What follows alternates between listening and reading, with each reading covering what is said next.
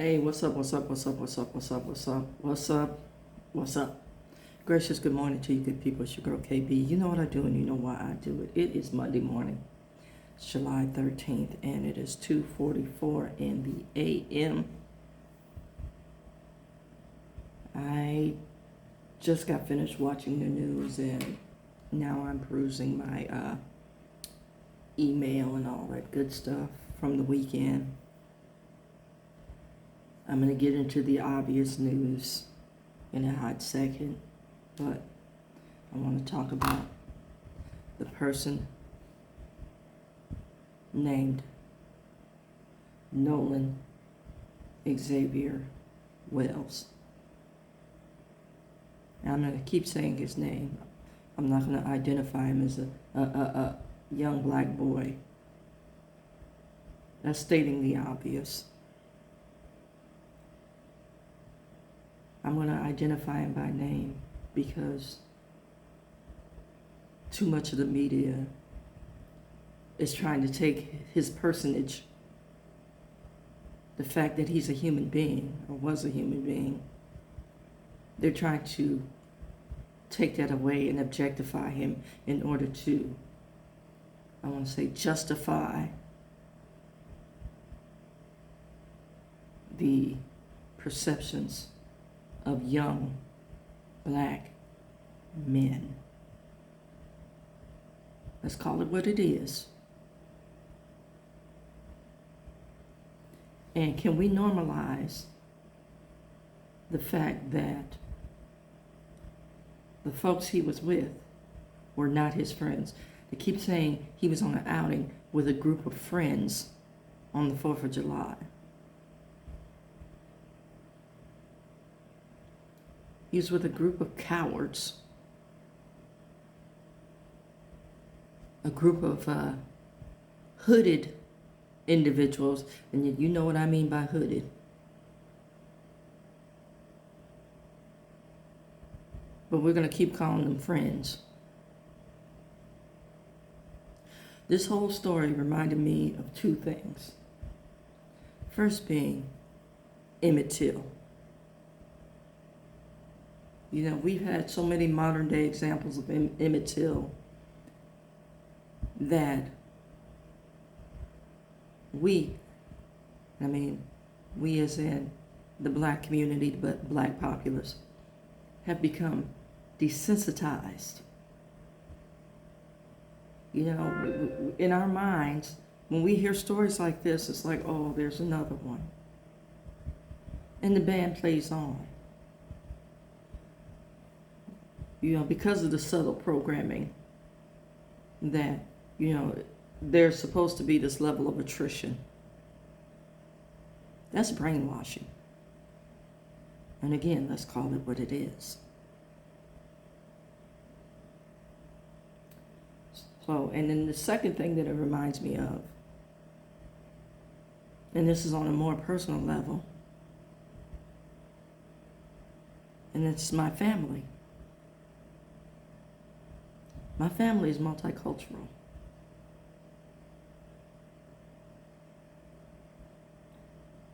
Now, we, and by we, I'm talking the nucleus, the core family, mother and father, both black, grandparents on both sides, both black. Then there's the Irish that's introduced, there's the Native American that's introduced, and that's in the great-grandparents' line of genes. So it's not that many generations, you know, identified as black. Although classified as black for the sake of this country, for this, you know, the census,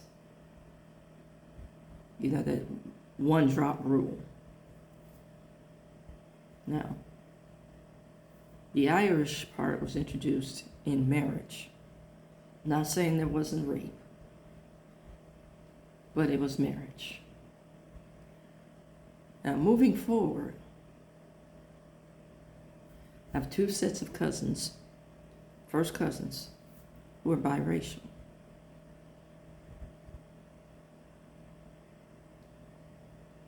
I don't think,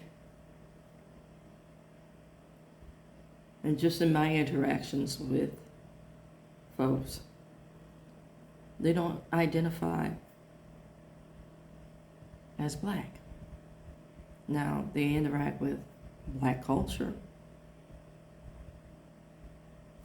but they identify primarily with the culture of their mothers. Then I have niece and nephew, biracial.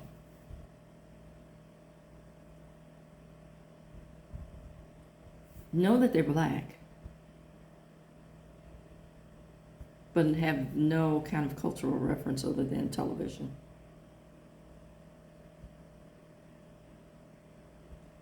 Now, I ask myself, am I the best possible representation of blackness? Now, I remember having a conversation with my sister about a week ago, and I was sharing a story about somebody that I follow on social media that I deemed as militant. And my sister says to me, they have to be really extreme for you to consider them militant. And I can tell you, based on that statement, I had to laugh, and she's right. I was known, if you've ever watched the show Good Times, and the youngest son, Michael, the father, James, called him the militant midget. I was referred to that same moniker by my father. And the reason that he referred to me as that is because I was a mad, crazy reader. You know, the greatest gift my mother ever gave me was a library card. And my mom was taking a black lit course when she was finishing up for her BA. She went on to get her master's. But when she finished up her BA, and there were all these wonderful books around the house. Soul of Black Folks, Letters from Soledad, you know, a lot of Baldwin, a lot of Ellison. You know, it was a lot of stuff. And then my father went through his militant phase. And brought home an album by a group called The Last Poets. And man, I was off to the races. I mean, I was off to the races. So much so that I mailed off for Black Panther literature. Now, I'm living back east. I know the Black Panther Party is in Oakland and Berkeley and, you know, parts of San Francisco. And then when I went back to school, that was in my 40s, I believe, early 40s, when I went back to school to get my BA. I had my AA, but I went back to get my BA. I met some lovely people. I went to an independent college. Some lovely people who were like a generation removed from founding members of the Black Panther Party. Then I actually had the opportunity to meet Angela Davis. And man, And then there's another young PhD, I say young because now I'm up there in age, Dr. Monique Morse, who talks about the structural racism within the education system. So I met those two as they were doing a symposium. Angela Davis was talking about the institution of incarceration. And it is an institution, and it's a money-making entity aimed and targeted at the Black population. You know, we need to look at the systems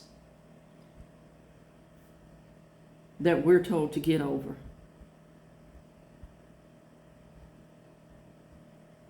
And how a certain group of the population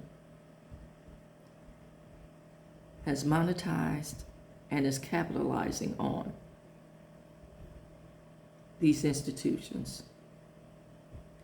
And they're getting over financially.